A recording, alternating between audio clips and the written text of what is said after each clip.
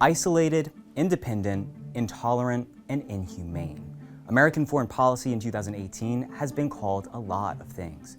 But as President Donald Trump's second year in office comes to a close, how exactly has he translated his promise of putting America first into actionable foreign policy?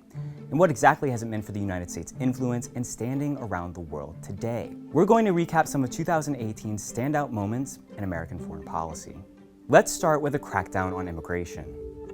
On April 6, now former U.S. Attorney General Jeff Sessions announced the Justice Department's new zero-tolerance policy. I have put in place a zero-tolerance policy for illegal entry on our southwest border. If you are smuggling a child, then we will prosecute you, and that child may be separated from you. The policy resulted in the separation of families who migrated to the U.S.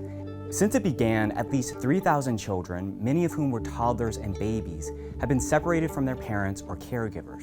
The policy resulted in the children being held in facilities with cages, in what some have criticized as inhumane conditions. And this was only the first in a series of moves by the administration to crack down on immigration this year. Later in the year, the administration slashed its annual refugee quota to just 30,000, its lowest level ever, made it harder to seek asylum in the United States, and deployed thousands of armed soldiers to the southern border as a caravan of asylum seekers and migrants make their way to the U.S. Then there was the Iran nuclear deal. On May 8th, Trump withdrew from the landmark agreement, officially called the Joint Comprehensive Plan of Action, or the JCPOA.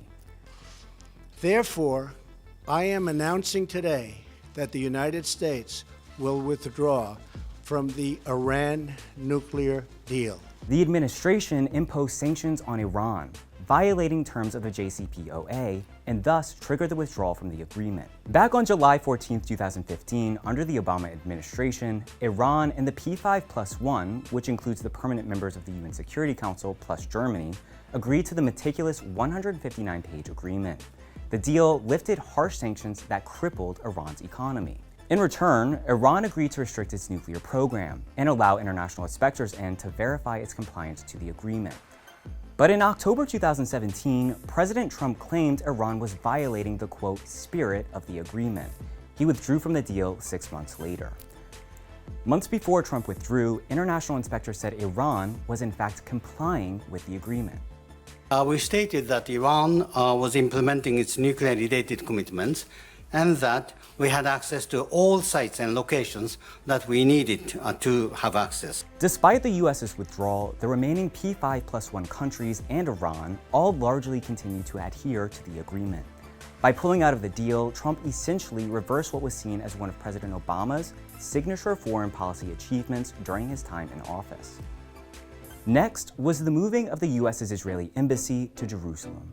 On behalf of the 45th President of the United States of America, we welcome you officially and for the first time to the Embassy of the United States here in Jerusalem, the capital of Israel. Thank you. On May 14th, the administration made an unprecedented and controversial move when it relocated its embassy to the disputed city of Jerusalem, one of the issues at the very core of the Israeli-Palestinian conflict. The US became the most high-profile country to open an embassy in Jerusalem, which was then followed by other countries announcing their intentions to move theirs as well.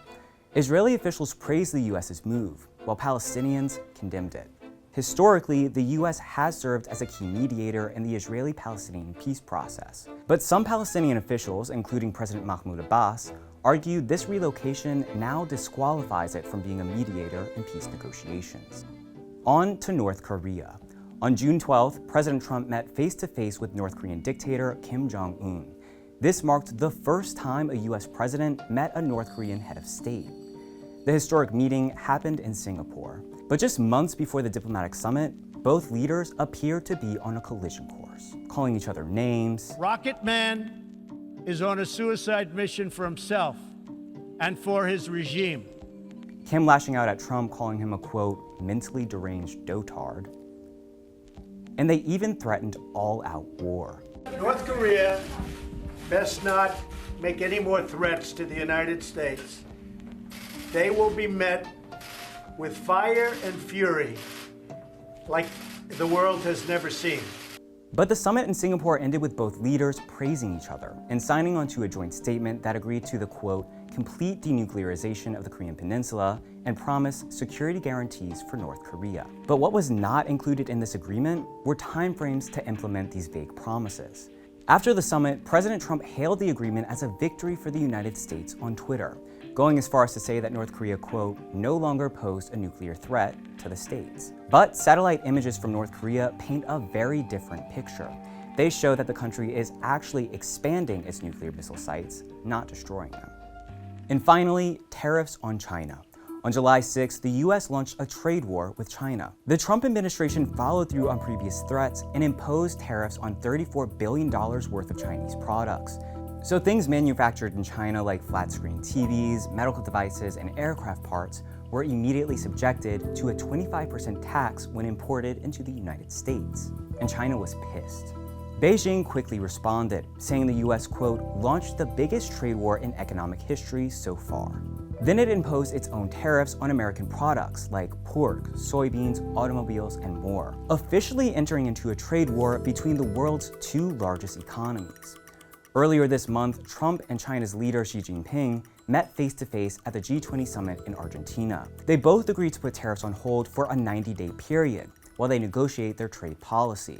We'll just have to wait and see what this means for the trade war next year. Trump's second year in office has been incredibly consequential on the world stage. He's done things like form new diplomatic relationships with dictators and authoritarian leaders, isolate the US from some of its historically strongest allies, and some, like South Korean President Moon Jae-in, even credit him with improving North and South Korea's relationship. This all leaves us with just one question. What will 2019 hold for American foreign policy? What do you think of Trump's foreign policy this year? And what effect do you think it's having on the US and the world? Make sure to let me know what you think about it in the comments below and on Twitter. Thanks again for watching Now This World, and make sure to tune back in the new year.